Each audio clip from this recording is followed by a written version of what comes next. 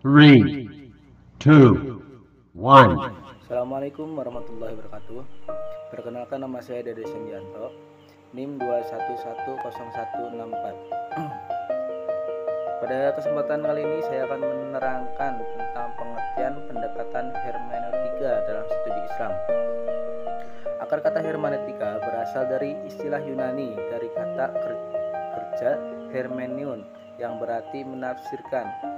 Dari kata hermania yaitu interpretasi, maka kata benda hermania secara hafilah dapat diartikan sebagai penafsiran, yaitu interpretasi. Term ini memiliki asosiasi etimologi dengan nama dewa dalam mitologi Yunani. Hermes yang mempunyai tugas menyampaikan dan menjelaskan pesan-pesan Tuhan kepada manusia. Dalam hal ini, Hans Gerlach menjelaskan bahwasannya hermeneutika adalah seni praktis, yakni tesmi yang digunakan dalam hal-hal seperti berceramah, menafsirkan bahasa-bahasa lain, menerangkan dan menjelaskan teks-teks, dan sebagai dasar dari semua seni memahami, membahas seni yang secara khusus dibutuhkan ketika makna sesuatu itu tidak jelas. Hermeneutika dari segi makna terminologisnya dapat dikatakan bahwasanya hermeneutika adalah suatu proses mengubah suatu dari situasi dan makna yang diketahui menjadi dimengerti. Hermeneutika bisa pula digunakan dalam suatu bentuk, yaitu yang pertama, pengetahuan tentang makna yang terkandung dalam suatu kata, kalimat, teks, dan lain-lain. Yang kedua, menemukan instruksi-instruksi yang terkandung dalam bentuk-bentuk simbolik. Dengan kata lain, studi hermeneutik mencoba menganalisis dan menjelaskan teori penafsiran teks dengan mengajukan pendekatan-pendekatan keilmuan lain yang dengan sendirinya menguji proses pemahaman, mekanisme penafsiran dan penjelasan teks. Yang selanjutnya yaitu macam-macam pendekatan hermeneutika dalam studi Islam.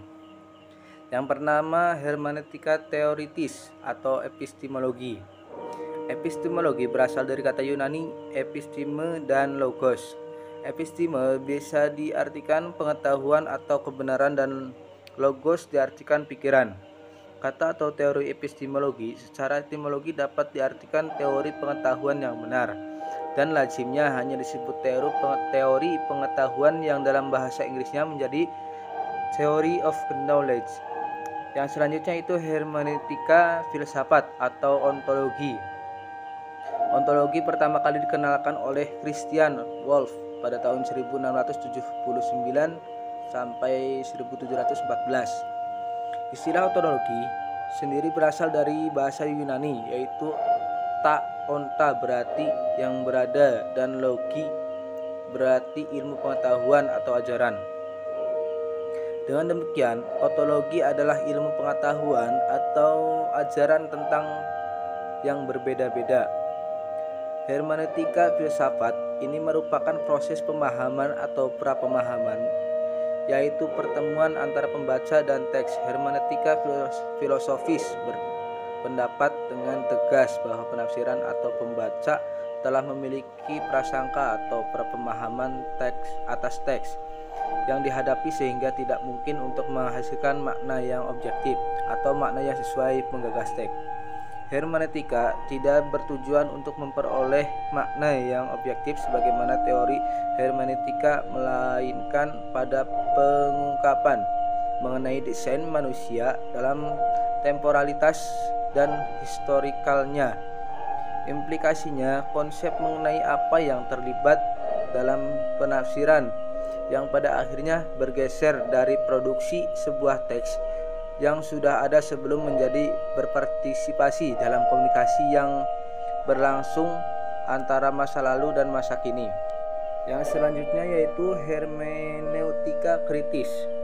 Hermeneutika kritis merupakan prestasi dengan pemahaman yang ditentukan oleh kepentingan sosial yang melibatkan kepentingan kekuasaan atau power interest sang interpreter Secara metodologis, teori ini dibangun atas klaim bahwa setiap bentuk penafsiran dipastikan terdapat bias atau unsur kepentingan politik, ekonomi, sosial seperti bisa setara, kelas, suku, dan gender. Dengan kata lain, metode ini mempunyai konsekuensi curiga dan waspada atau kritis terhadap bentuk tafsir, seperti jargon-jargon yang dipakai dalam sains dan agama, sehingga hermeneutika ini bertujuan untuk mengungkapkan kepentingan di balik teks. Yang C. Pandangan hermeneutika dalam studi Islam. Dalam konteks studi Islam, hermeneutik biasanya dipahami sebagai sebentuk ilmu tafsir yang mendalam dan bercorak filosofis. Sementara apabila menyinggung mengenai tafsir, orang pasti akan teringat kepada salah satu variabel dalam agama, yaitu kitab suci. Istilah hermeneutik sendiri dalam sejarah keilmuan Islam, khususnya Al-Quran klasik, memang tidak ditemukan. Namun, sebagaimana dijelaskan oleh Farid Esak, praktek hermeneutik sebenarnya telah dilakukan oleh umat Islam sejak lama, khususnya ketika menghadapi Al-Quran. Buktinya yaitu yang pertama, problem hermeneutik itu senantiasa dialami dan dikaji meski tidak ditampilkan secara definitif. Hal ini terbukti dari kajian-kajian mengenai asbabun nuzul dan nas mansukh. Yang kedua, perbedaan antara komentar-komentar yang aktual terhadap tafsir Al-Quran dengan aturan, teori, dan metode penafsiran telah ada sejak mulai munculnya literatur tafsir yang disusun dalam bentuk ilmu tafsir. Dan yang ketiga, tafsir tradisional itu selalu dimasukkan dalam kategori-kategori, misalnya tafsir Syiah, tafsir Mu'tazilah, tafsir hukum, tafsir filsafat, dan lain sebagainya. Hal ini menunjukkan adanya kelompok-kelompok tertentu, ideologi-ideologi tertentu, periode-periode tertentu, maupun horizon-horizon sosial tertentu dari tafsir. Meskipun demikian, operasionalisasi hermeneutik secara utuh seringkali ditentang oleh umat Islam tradisional, karena hermeneutik ini setidaknya membawa 3 macam implikasi yang bertentangan dengan pendirian para ilmuwan muslim konvensional.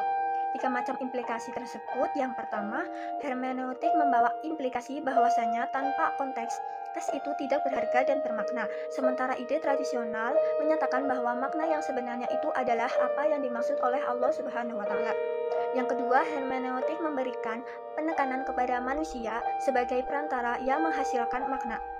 Sementara ide tradisional menyatakan bahwa Tuhanlah yang sebenarnya yang menganugerahkan pemahaman yang benar terhadap seseorang.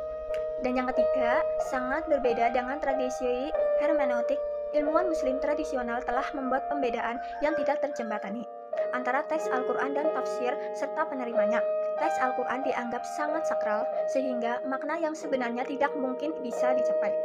Contoh pendekatan hermeneutik dalam studi Islam adalah analisis operasional hermeneutik dalam tafsir Al-Manar karya Muhammad Abduh dan tafsir Al-Azhar karya Hamka yang dilakukan oleh Fahruddin Faiz. Dalam kajiannya, Faiz antara lain menyatakan bahwa cara tafsir Al-Manar dan tafsir Al-Azhar dalam mengolah teks yang berbentuk kata, kalimat, ataupun ayat dan surat bisa dikatakan bahwa kedua tafsir tersebut secara umum berupaya yaitu cara dan contoh penggunaan hermeneutika dalam studi Islam. Langkah-langkah pendekatan hermeneutika dibandingkan dengan metode fenomenologi yang mencoba mengungkapkan dan mendeskripsikan hakikat agama, maka metode hermeneutika mencoba memahami kebudayaan melalui interpretasi. Adapun langkah-langkah yang perlu diikuti dalam melakukan penelitian dengan pendekatan hermeneutik adalah sebagai berikut. Yang pertama, telaah atas hakikat teks. Di dalam hermeneutika, teks diperlukan sebagai sesuatu yang mandiri, dilepaskan dari pengarangnya, waktu penciptanya, konteks kebudayaan, pengarang maupun kebudayaan yang berkembang dalam ruang dan waktu ketika teks diciptakan. Karena wujud teks adalah tulisan yang ditulis adalah bahasa, maka yang menjadi pusat perhatiannya adalah karakter bahasa. Sebagaimana diketahui, bahasa merupakan alat komunikasi, alat penyampaian sesuatu. Sebagai akibatnya, terdapat hubungan antara alat penyampaian dan apa yang disampaikan. Tujuan dari metode ini adalah mengerti tentang apa yang disampaikan dengan cara menginterpretasikan alat penyampaiannya, yaitu teks dan bahasa tulis. Dengan demikian, kemandirian teks yang disebut sebelumnya adalah kemandirian yang sistematik, yaitu interpretasi yang dilakukan harus melalui pendekatan sistematik untuk mengerti pesan yang disampaikan oleh teks. Selain sistematik, semiotik juga sering menjadi metode pendukung dalam hermeneutika, yaitu melihat teks sebagai sebuah tanda yang harus dimaknai. Yang kedua, proses apresiasi. Proses ini sesungguhnya adalah bentuk ketidakpuasan atas kebenaran tekstual. Karena itu, proses ini mencoba mengapresiasikan secara historis penulis atau pengarang teks. Menurut Chithai, sebuah teks meski diproyeksikan ke belakang dengan melihat 3 hal. Yang pertama, memahami sudut pandang atau gagasan para pelaku sejarah yang berkaitan dengan teks. Yang kedua, memahami makna aktivitas mereka pada hal yang berkaitan langsung dengan teks. Yang ketiga, menilai peristiwa tersebut berdasarkan gagasan yang berlaku pada saat teks tercipta. Dengan demikian, seorang pembaca atau peneliti tidak dibiarkan tenggelam dalam lautan teks, tetapi juga harus menyelam ke dunia di mana teks diciptakan. Maka hingga di sini pembaca akan memahami teks secara berbeda, karena wawasan masing-masing berbeda pula. Jika pembaca memiliki wawasan yang luas, maka mungkin kebenaran yang akan diperoleh akan menjadi luas pula. Demikian juga sebaliknya. Yang ketiga, proses interpretasi. Inilah bentuk terakhir dari proses pengkajian dengan pendekatan hermeneutika. Ketika berhadapan dengan teks, maka pembaca dinyatakan dalam situasi hermeneutika, yaitu berbeda pada posisi antara masa lalu dan masa kini, atau antara yang asing dan yang tak asing.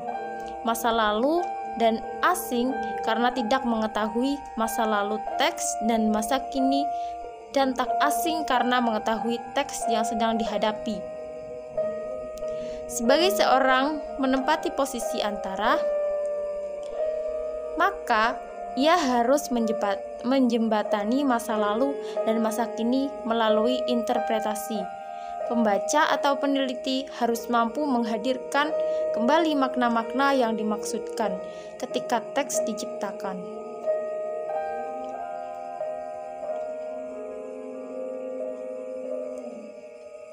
Agar benar-benar memperoleh interpretasi yang benar sesuai dengan pencipta teks, maka pembaca atau peneliti juga dituntut memiliki kesadaran sejarah. Karena salah dalam memahami sejarah, maka proses hermeneutika akan menjadi keliru. Ketiga proses di atas tidak dapat dipisahkan dalam tradisi hermeneutika, karena hanya akan menimbulkan kebenaran a priori. Polemik secara inilah yang menjadi problem tersendiri dalam dunia hermeneutika.